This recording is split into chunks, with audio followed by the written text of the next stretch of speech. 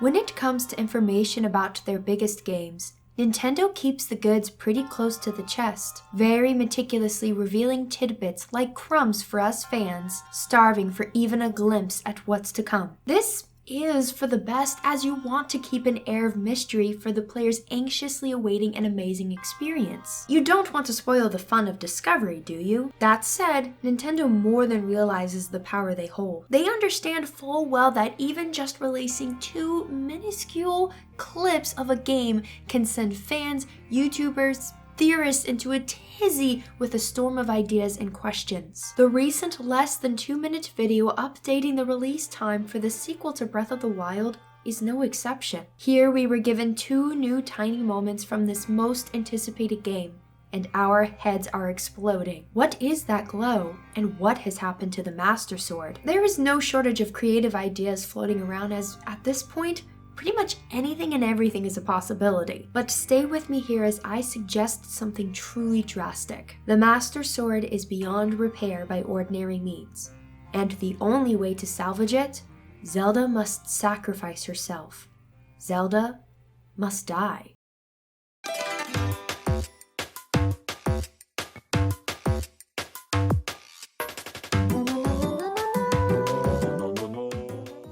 Hey y'all, I'm the Geek Apprentice and welcome to a rare theory video. If you've been around the geekdom for a while, you know that I don't typically delve into the realm of theories, but when I do, I thoroughly enjoy it. Yes, you heard me right, and not just about the actual intense hypothesis I presented itself, but also the fact that it is indeed drastic and potentially very unrealistic and not at all what is going to occur. As aforementioned, we don't need much in the way of new gaming clips to come up with these crazy ideas, both minor and major, and this certainly falls into the category of major. Theories are fun, but they are also just that, theories. And I will begin with full obvious transparency that this is extremely unlikely. So why make a video on it? Well, not to suggest that I actually think this is the direction the game's story is going, although if it was, that would be incredibly insane, but rather to just flesh out this crazy thought I had when I saw the state of the Master Sword up against that golden glow. The main topic of discussion is without a doubt the state of the beloved Master Sword, so let's recall some history first. In the beginning, the world of Skyward Sword, before the sacred blade came to be known as it is, it originated as the Goddess Sword, forged by the goddess Hylia herself for her chosen hero. Through many trials, that chosen hero, Link, continues to forge the blade to increase its power and eventually build it up to become as strong as we know it today. The sword that seals the darkness, the blade of evil's bane, the Master Sword. But residing within this weapon is not merely random sources of power, but rather an entity, Phi. Created with the destiny of helping the hero, this companion aids the first Link, known as the Hero of the Skies, on his quest to save Zelda, the goddess Hylia incarnate. She becomes more like a friend, but at the end of the game she must continue her duty by remaining inside the Master Sword to seal demise and keep him from escaping. And while she vaguely makes a somewhat verbal appearance in Breath of the Wild to both Zelda and Link, she was never to show herself in her physical form again. But this brings up something crucial, the fact that the consciousness of demise is literally in the Master Sword. Now, this is only the English translation and I don't have access to the Japanese translation, but regardless, after hundreds of thousands of years, surely demise is pretty weak and worse for the wear, right? Well, we would hope so. Obviously, he has yet to break free again, though, as he promised in his curse, his hatred has certainly followed the likes of Zelda and Link, the one who carries the blood of the goddess, and the one with the spirit of the hero. However, we all saw the state of the Master Sword. It looks like Swiss cheese at this point. Melted down, dull, and in far worse condition than it has ever been previously. Surpassing, I think, even its run-down state in the beginning of the Wind Waker, when the sages were killed and the blade lost its sealing powers. This time around, it appears objectively worse, and it's conceivable that demise might be to blame. Perhaps he and Phi have been battling and, in a sense, Fi has been losing, causing Demise to possibly gain too much strength, and for the horrifying potential of him and this zombie Ganondorf to meet. You cannot save Hyrule without this weapon. It has its other names for good reason. The Blade of Evil's Bane, the sword that seals the darkness.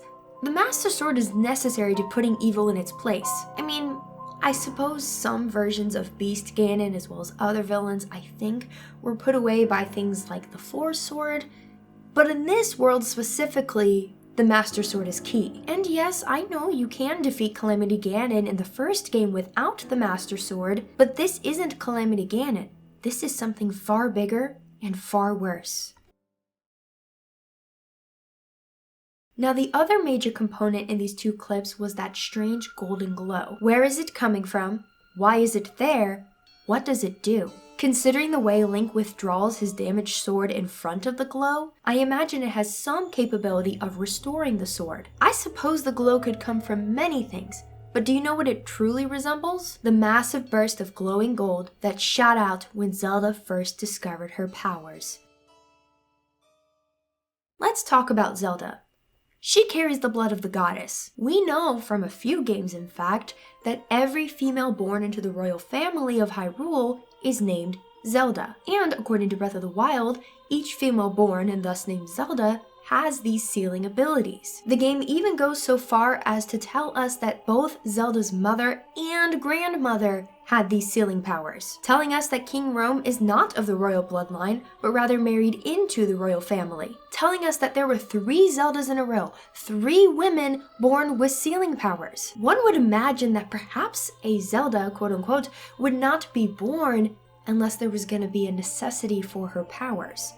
So that's curious. I have an older video on this topic that I'm decently proud of that you can check out right here. While we don't know how each Zelda hones in on her powers, we know that in Breath of the Wild, this particular Zelda does not finally gain access to her powers till she has a purpose beyond herself. I'm not suggesting that she didn't care about her people, but she certainly had increased fear and anxiety. In the moment of discovery, it was all about sincere sacrificial love for another, not necessarily romantic, no thought of herself. Sacrificial love, the truest love, is extremely powerful. Now consider this. The Master Sword, originally the Goddess Sword, was created by the Goddess Hylia, though forged into the Master Sword by other means, but still for the Goddess Hylia. If the blade is so truly damaged beyond the point of repair, perhaps, then it might only be salvageable by means through which it was created, through the Goddess Hylia. Zelda is not the Goddess Hylia herself, but she does carry her blood and her powers. Maybe if she were able to give every last drop of that power, the blade could be saved and thus Hyrule saved. But how? By sacrifice. Out of love for her people. Maybe that glow is coming from something that has captured the power of the sacrificed princess, but sacrificed for the good and not how previous evil villains tried to use her in sacrifice, against her will.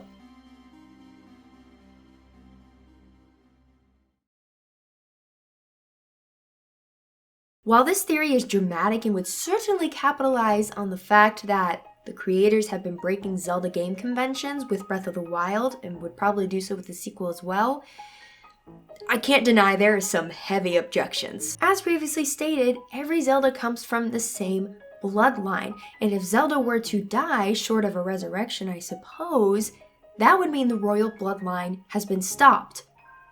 And also the bloodline of the Goddess Hylia. That seems a bit too far. Maybe this truly is the end of the timeline and the end of evil, but for the sake of creating more Zelda games, for which the creators never figure out their timeline placement till well after it's released, this doesn't seem plausible. Unless Zelda had a kid between the first and second game, which I doubt. The second issue, though arguable, is Link's face in these clips. If what I have proposed is true, and that glow is from Zelda's sacrifice, I don't care how stoic and calm Link is. He'd need to have some facial expression that shows pain, hurt, sorrow, anything. And finally, the biggest counter to this theory I've concocted is that it's based on next to nothing. The sword being heavily damaged and the glow somewhat resembling Zelda's power is nowhere near enough evidence to come to the conclusion I did. Just some creative thinking and imagination, I suppose, which is super fun, but doesn't hold much water, and that's okay. So now I'm curious, what do y'all think of this outlandish theory that came to my crazy brain? Let me know in the comment section below. And if you enjoyed this video, consider joining the geekdom by subscribing, or even better, maybe consider supporting by becoming a channel member, purchasing merchandise, or becoming a patron over on Patreon. Even at just $1 a month, you can get some stuff at patreon.com/thegeekapprentice. Speaking of support, thank you so much to all my channel members and patrons, especially those in the highly end tier like Joking Batman, Lorulian Sheep, Code and Data, Trevor, and McToppler. Y'all are the best, can't say it enough. But anyway, that is all for today. Thank you for watching.